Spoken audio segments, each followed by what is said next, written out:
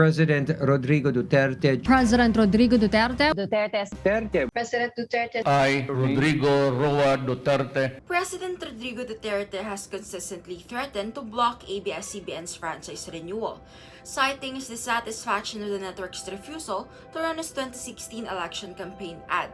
The stoppage of ABS-CBN's operations over franchise troubles surely had a chilling effect on the entire Philippine media industry, and if you will look into it, it is horrifying that the same event had also happened before, specifically during the period of the Marcos administration. For those who lived through martial law in the Philippines in the 70s, the Duterte administration's shutdown of the Philippines' biggest media network, ABS-CBN, is history repeating itself.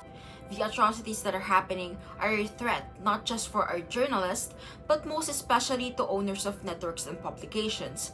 This will cause them to be extra cautious of what they will be sharing with the public, of course. Hence, this can mean that being critical watchdogs of the government could put you in grave danger. Their job will lose its very essence, and the public will lose sources of accurate information about pressing issues in the country. We are expecting na Marino yan, I'm sorry. You're out. I will see to it that you're out. Garcia said now is the time to defend press freedom because it is under attack. Now, one of the most distinct events regarding press freedom and Philippine media was the arrest of Maria Ressa. This was a threat to the free press, and it is concerning to know that people like her are being arrested. Of course, we wouldn't know for sure, but it seems like this is happening because of the desperate moves of the government to cover up their hidden agendas. Pasado alas 6 kanina, umalis sa tanggapan na ang CEO ng online site na Rappler na si Maria Ressa. Now, let's talk about the issues surrounding the media today. The abuse of power and weaponization of the law continues to arise every single day, and this could lead to eradicating democracy out of us in a matter of time. The inevitable and extreme circumstances that we could not fight someday is completely losing democracy, our rights to a free press. And it is difficult to live when democracy is being undermined by the people who possess power over us. It's about two things: abuse of power and weaponization of the law. Witnessing the monstrosities that are happening right before our eyes, we could feel the pain and the anger of the people who continues to fight against corrupt officials and the cruel administration. The spread of misleading news, hate speeches, and threats among people who strive to unlock the truth are the wide array of challenges that journalists and media organizations had to contend with every day. Pag pinayag ko plunder kayo, you will go to jail without a bail. Many journalists have been killed and threatened while trying to serve their crucial part in free and democratic societies around the world.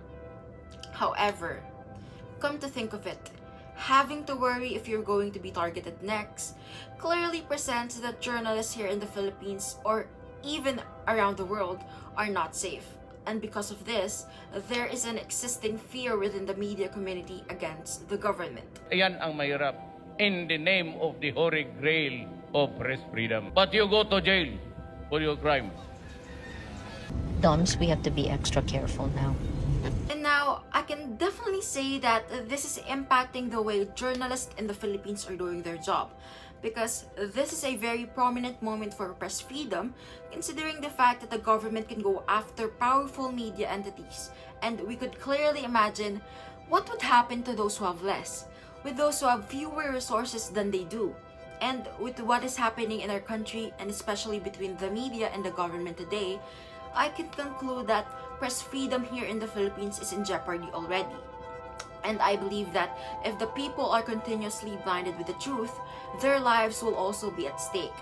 Because we are slowly being dominated and manipulated by the government itself, which has sworn to protect its people and provide them their right to their own freedom in the first place. And I guess the only solution now is to continue to firmly stand and defend what is right.